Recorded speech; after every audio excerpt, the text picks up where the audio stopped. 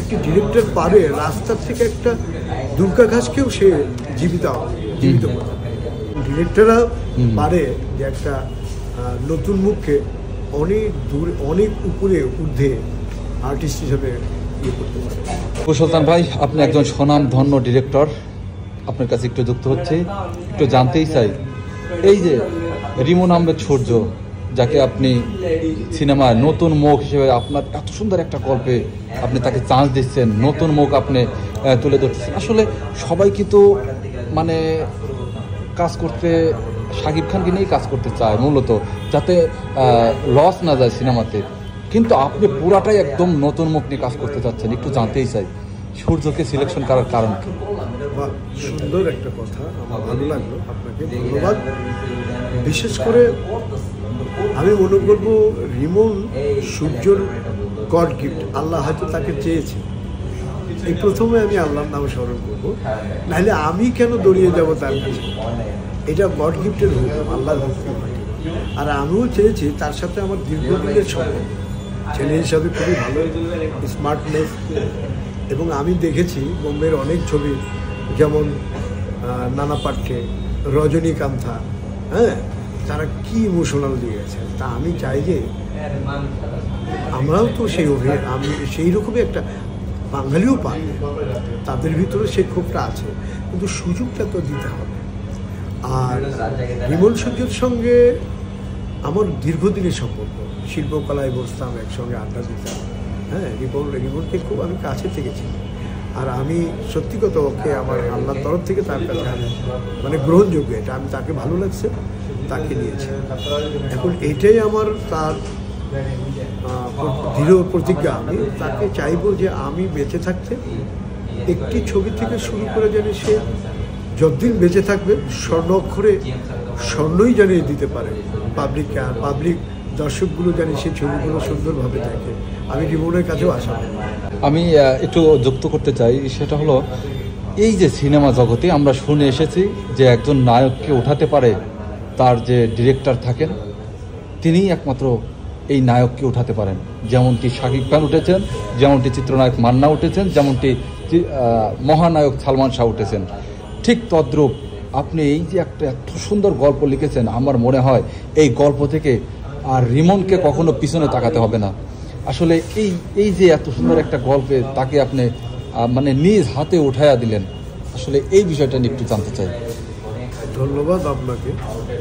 রিমন, আমি চাইব রিমনের সুন্দর ভবিষ্যৎ কামনা। বিশেষ করে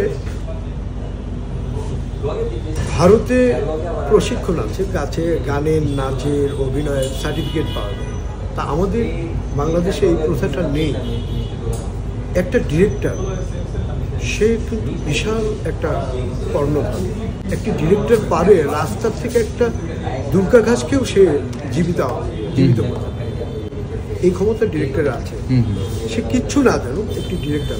যেমন আমি উপমা আপনাকে দিই যে মঞ্চ নাটক যারা করে 1 মাস রিহার্সেল দেয়, 1 মাস রিহার্সেল দেওয়ার পরে সেই নাটকটা মঞ্চে উপস্থাপনা করে। আমরা এমন পরিচালকগণ আছি, আমরা ডিরেক্টর ফিল্মের, আমরা কিন্তু 1 মাসে আমরা সেটা করি না, সরাসরি আমরা ক্যামেরার সামনে দাঁড়াই, সেখানে স্টেটমেন্ট। আমরা একটি কারিগর, আমরা সেই কারিগর একজনকে আমরা সেই সুন্দরভাবে আর্টিস্ট হিসেবে তৈরি করতে পারি। গড গিফট, এবং আল্লাহ সেই ক্ষমতা আমাদের পরিচালকদের দিয়েছেন। আমিও আশাবাদী যে, এবং ডিরেক্টররা পারে যে একটা নতুন মুখকে অনেক দূর অনেক উপরে ঊর্ধ্বে আর্টিস্ট হিসেবে করতে পারে, স্টাবলিশ করতে পারে। সেটা গল্প ভালো হতে হবে, মেকিং ভালো হতে হবে, এবং সেই ডিরেক্টরের, হ্যাঁ, তাকে সুন্দরভাবে সে কীভাবে নেবে সেই চিন্তা চেতনা করে একটি হিরোকে সে নিজের মতো মানুষ করে। আচ্ছা, একটু জানতেই চাই যে আপনাকে প্রশ্ন রাখতে চাই, সেটা হলো এই যে সিনেমা জগতে নতুন মুখকে কেউই চান্স দেয় না, কিন্তু আপনি নতুন মুখকে চান্স দিলেন। অন্য ডিরেক্টর যারা রয়েছেন তাদের উদ্দেশ্যে আপনার কি মানে ভাষাটা থাকবে তারা এই নতুন মুখ নিয়ে কাজ করার ব্যাপারে আর কি? বিশেষ করে কি তাদের চিন্তা ভাবনা, যে নতুন মুখ নিলে হলে লোক নিবে না, স্পন্সর দেবে না, হ্যাঁ, কোনো স্পন্সরে টাকাও দেবে না, টেলিভিশন কেন্দ্রে বিক্রি হবে না, তাদের ভিউ, এত টাকা লোক নিয়ে প্রডিউসারের নষ্ট করবে, এই তাদের ভিউ। কিন্তু তারা আল্লাহর উপরে ভরসা নেই। আমি প্রথমেই মনে করবো তারা আল্লাহর উপরে ভরসা নেই। গড গিফট এই ব্যবসা বাণিজ্য সব আল্লাহ। চেষ্টা বলেছে যে আল্লাহ বলেছে তুমি চেষ্টা করো, কষ্ট করো, আমি ঠিকই তোমাকে দেবো। এই মনোবৃত্তি অনেকেরই নেই। তো আমি যে পুরনো মুখ নিয়েই বা বড় বড় আর্টিস্ট নিয়ে যে ছবি করলে যে সে ছবির ব্যবসা হবে তাও না। যেমন আপনি তাণ্ডবের দেখেছেন, নিশ্চয়ই আপনারা অবগত, তাণ্ডবের শাকিব খান এত বড় মাপের একটা, সে ছবিটার ব্যবসা সাফল্য হয় অন্য ছবি হয়েছে। কি কারণে? এত সুন্দর একটা হিরো বাংলাদেশের নাম করা। তাহলে আমি মনে করি যে এইটা ভাগ্যের ব্যাপারে নিজেকে গড়াই নিতে হবে। আমরা সবাই সাহস করে যদি সেই নতুন মুখদের যদি আনি এবং গল্প ভালো কথা সেইভাবে তৈরি করি, আশা করি নতুন মুখে সম্ভাবনা বেশি, পুরনো মুখগুলো নয়। আমি এই আশাবাদী ব্যক্ত রেখে শেষ করছি।